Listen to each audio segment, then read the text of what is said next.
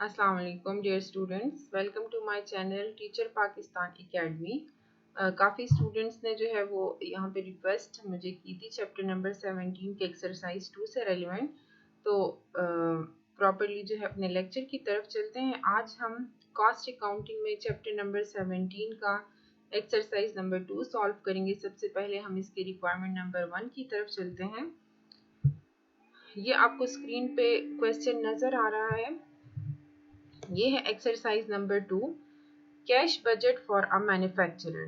The January 1 cash balance of the common company is 5000। ये हमें जनवरी 1 का ओपनिंग कैश बैलेंस गिवन है इस कंपनी का, जो कि है $5000। Sales for the first 4 months of the year are expected to be as follows. First जो 4 months हैं उनके एक्सपेक्टेड सेल्स हमें गिवन है।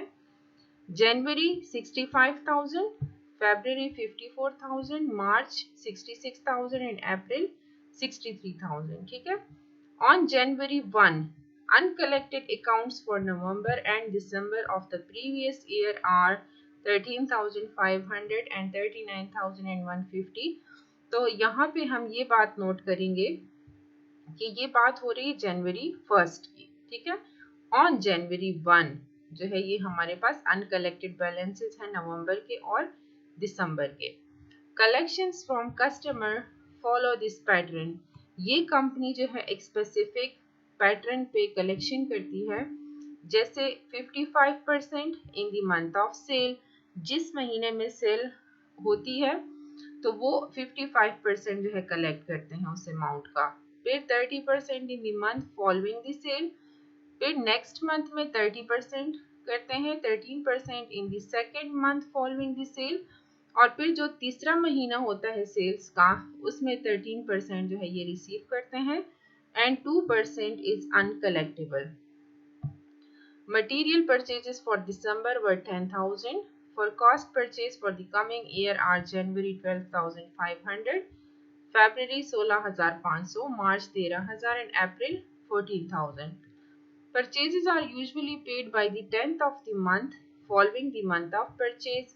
अब ये कुछ महीनों के हमें परचेजेस गिवन हैं और परचेज के लिए पेमेंट का पैटर्न ये है कि ये हर महीने की परचेजेस का नेक्स्ट मंथ की 10 तारीख को पेमेंट करते हैं।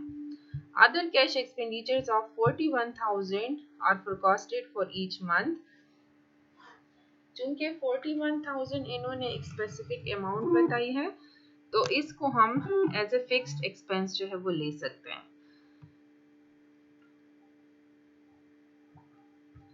Requirement 1 is expected cash collection during February।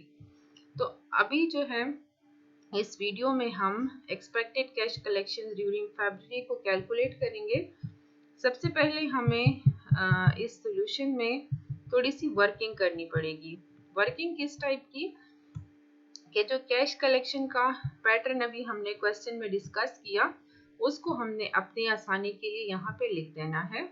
55% month of cell, 30% जो है वो नेक्स्ट मंथ में रिसीव होगा, 13% उससे नेक्स्ट मंथ में, यानी 3 महीनों का हमारे पास कलेक्शन का पैटर्न है। ठीक है। और 2% इज अनकलेक्टेबल। अब सेल्स जितनी हमें गिवन है वो हमने यहाँ पे अपने ईज के लिए लिखा और अनकलेक्टेड अकाउंट्स नवंबर और दिसंबर के जो हमें गिवन है, बट ये हमने याद रखना है कि ये हमें 1 जनवरी को गिवन है। ठीक है। जबकि इस वक्त हम कैश कलेक्शन ड्यूरिंग February करेंगे। प्रॉपरली इसके सॉल्यूशन की तरफ चलते हैं और सॉल्यूशन जो है वो समझाने के लिए मैं लास्ट से स्टार्ट करूंगी। Cash collected from February sales, ये हमारे पास February की सेल्स हैं 54,000। ठीक है। और फर्स्ट महीने में हम 55% जो है कलेक्ट करते हैं। तो सिंपल हमने 54,000 की सेल्स ली और उसका 55% लिया, 29700 इसका आंसर आया। ठीक है। इसी तरह से हमें जनवरी की 65,000 की सेल गिवन है।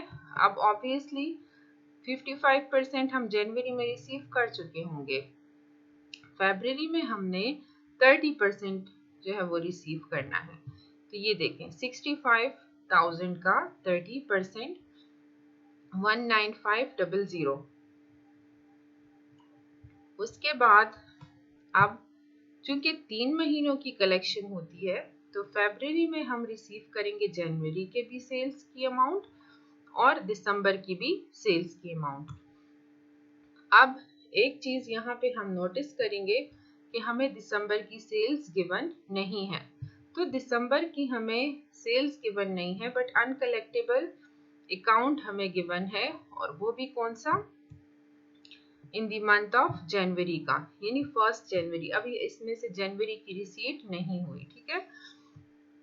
अगर हम कलेक्शन पैटर्न की तरफ देखें तो मंथ ऑफ दिसंबर में जब सेल हुई तो दिसंबर में 55% जो है वो रिसीव हो चुका होगा।